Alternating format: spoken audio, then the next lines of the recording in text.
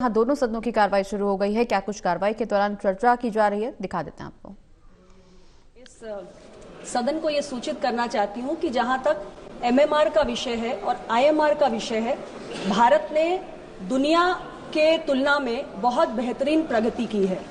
जहाँ पिछले 30 वर्षों में 1990 से लेकर 2020 के बीच में global rate of decline for MMR 42% रहा है, वहीं भारत के अंदर ये 83% तक पहुंचा है। और इसके साथ ही जो इन्फेंट मोर्टेलिटी रेट है, sir, global rate of decline 55% रहा है, लेकिन भारत में इसकी गिरावट की दर 69% रही है।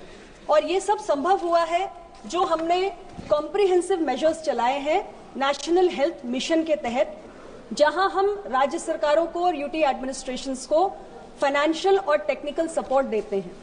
महिलाओं के और बच्चों के हेल्थ आउटकम्स को इम्प्रूव करना, ये इस पूरे हमारे कार्यक्रम का फोकस रहता है।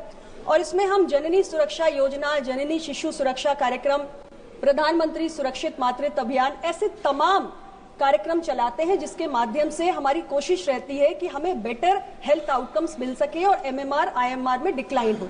जो प्रश्न स्पेसिफिकली माननीय सदस्य ने आदिवासी या दूर दराज के इलाकों के लिए उठाया है, उसके संबंध में मैं उन्हें सूचित करना चाहती हूं कि हमारे स्पेशल आउटरीच कैंप्स चलाए जाते हैं, जिसमें मोबाइल मेडिकल टीम्स भी इन दूर दराज के इलाकों में जाती हैं और जहां हम जो गर्भवती महिलाएं हैं उनको भी ट्रेस करते हैं, ट्रैक करते हैं। उन्हें तमाम जो सुविधाएं हम दे रहे हैं वो सुविधाएं उनको देने की कोशिश करते हैं। और उसमें बहुत सारी हाई रिस्क प्रेगनेंसीज भी होती हैं जो कई बार हम आइडेंटिफाई करते हैं, जिससे कि हम एमएमआर और आईएमआर को कम कर सकें और मैटरनल और इन्फेंट हेल्थ आउटकम्स को हम इम्प्रूव कर सकें। Honourable member, please supplementary.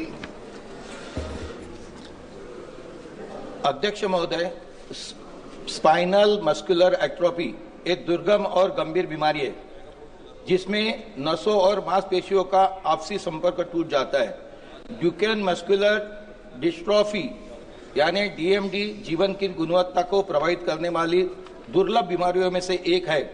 मांसपेशियों की कमजोरी के कारण बनने वाली इस समस्या के शिकार लोगों के लिए जीवन के सामान्य कामकाज कहीं कठिन हो जाती है। ये दोनों बीमारी न केवल बच्चों के लिए बल्कि उनके माता पिता के लिए जीवन भर का संघर्ष बन जाती है। स्पाइनल मस्कुलर एट्रोफी यानी एसएमए और ड्यूकेन मस्कुलर डिस्ट्रॉफी यानी डीएमडी जैसी बीमारियों में पीड़ित बच्चों के इलाज की समस्या बेहद गंभीर है। ये बीमारियां 5 वर्ष के कम उम्र के बच्चों को प्रभावित करती है, लेकिन इसके उपचार के लिए उपलब्ध जीन थेरेपी और अन्य दवाइयां अत्यंत महंगी है, जिसकी लागत 2 से 3 करोड़ प्रति वर्ष प्रति बच्चा तक पहुंच जाती है। इतनी महंगी दवा के कारण एक सामान्य और गरीब परिवार के बारे में सोच नहीं सकता और उपचार के अभाव में कई बच्चों की मृत्यु हो जाती है।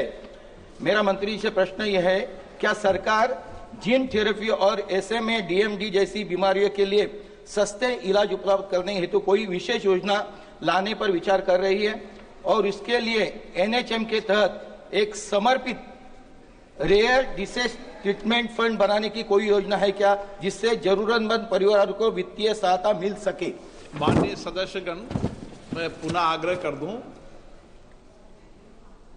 सभी नए पुराने अनुभवी आप अगर लिखकर भी लाए ना प्रश्न पूछने के लिए, तो संक्षिप्त में लेकर आए और माननीय मंत्रीगण से भी अपेक्षा रहेगी वो उनका संक्षिप्त में जवाब देते हैं ताकि हम ज्यादा क्वेश्चन ले सकें। माननीय मंत्री जी। अध्यक्ष महोदय, ये जो प्रश्न है ये मैटरनल और इन्फेंट हेल्थ आउटकम्स से जुड़ा हुआ है। माननीय सदस्य ने जो प्रश्न पूछा वो रेयर डिजीज के मेडिसिन को लेकर है, ये इस प्रश्न से संबंधित नहीं है। मैं सिर्फ सदस्य को इतना ही बताना चाहती हूँ कि रेयर डिजीजेस के लिए हमारा अलग एक कार्यक्रम चलाया जाता है। अभी जो बजट आया उसमें हमने 36 ऐसी लाइफ सेविंग ड्रग्स और मेडिसिन हैं जिसमें कुछ रेयर डिजीज की भी दवाएं हैं जिनको हमने बेसिक कस्टम ड्यूटी एग्जेम्पशन दिया है। लेकिन और जो इनके सवाल हैं, जब आप अलग से मेरे साथ बैठेंगे तो रेयर डिजीज पे भी हम चर्चा कर लेंगे, लेकिन फिलहाल ये इससे संबंधित नहीं है। माननीय मंत्री जी थोड़ी बताएं, ये सारे सदन की चिंता है। नहीं, तो पहली बात तो ये है कि मैं माननीय सदस्य ने जो प्रश्न किया उससे ऐसी ध्वनि हाउस में आई कि जैसे ट्राइबल एरियाज में मैटरनल विषयों पर और एंटीनेटल चेकअप्स पर विशेष ध्यान नहीं दिया जा रहा है। मैं बताना चाहता हूं कि हमारा स्वास्थ्य विभाग और जो सभी प्रदेश हैं वह सब दोनों एक साथ मिलकर के इसमें बहुत अच्छा काम हुआ है, जिसके बारे में हमारे मंत्री जी ने जवाब दिया कि हमारे जो एमएमआर है, मैटरनल मोर्टेलिटी रेशियो, और आईएमआर है, इन्फेंट मोर्टेलिटी रेट, और जो हमारा अंडर 5 मोर्टेलिटी है, ये ग्लोबल डिक्लाइन से कहीं ज़्यादा है, यानी दुगने से ज़्यादा हमारा डिक्लाइन है। और ये मल्टी इंटरवेंशंस के कारण ये हम कर पाए हैं। इसमें जैसे ट्राइबल एरिया की उन्होंने बातचीत की, तो बीजापुर, कोंटा, नारायणपुर, बस्तर, दंतेवाड़ा, गढ़चिरौली, ये सारे ट्राइबल डिस्ट्रिक्ट्स, उड़ीसा के ट्राइबल डिस्ट्रिक्ट्स, इनके भी अगर आप पैरामीटर्स देखेंगे, हेल्थ के पैरामीटर्स, तो जो एमएमआर है, आईएमआर है और अंडर 5 मोर्टेलिटी है, वह उसी तरीके से डिक्लाइन कर रहा है।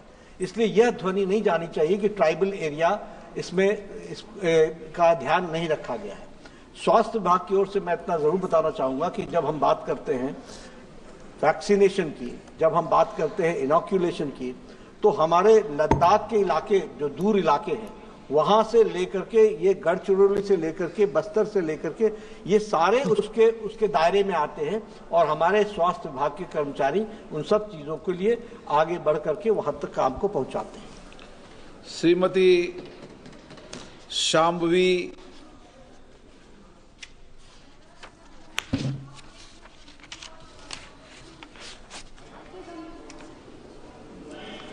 चालू है माइक। धन्यवाद अध्यक्ष महोदय। मेरा सबसे पहले आभार व्यक्त करेंगे सरकार का और बधाई देंगे कि उनकी प्रयासों और योजनाओं के वजह से मैटरनल मोर्टेलिटी रेट और इन्फेंट मोर्टेलिटी रेट काफी कम होके 33 पर लाख लाइफ बर्थ पे आ चुका है। हम ध्यान आकर्षित करना चाहेंगे सर्वाइकल कैंसर की ओर, जो मैटरनल मोर्टेलिटी रेट का एक बहुत बड़ा वजह है। माननीय राष्ट्रपति जी ने भी अपने अभिभाषण में कहा था कि 9 करोड़ महिलाओं की स्क्रीनिंग सर्वाइकल कैंसर के लिए हो चुकी है। वित्त मंत्री जी ने भी अपने 2024 के बजट के भाषण में कहा था कि HPV, जो ह्यूमन पैपिलोमा वायरस का वैक्सीन है, उसको राष्ट्र प्राथमिकता दी जाएगी। मेरा प्रश्न ये है कि सर्वाइकल कैंसर से आज लगभग 20% महिलाओं की मौत हो जाती है, और ये WHO ने भी ये कहा है कि अगर HPV वैक्सीन को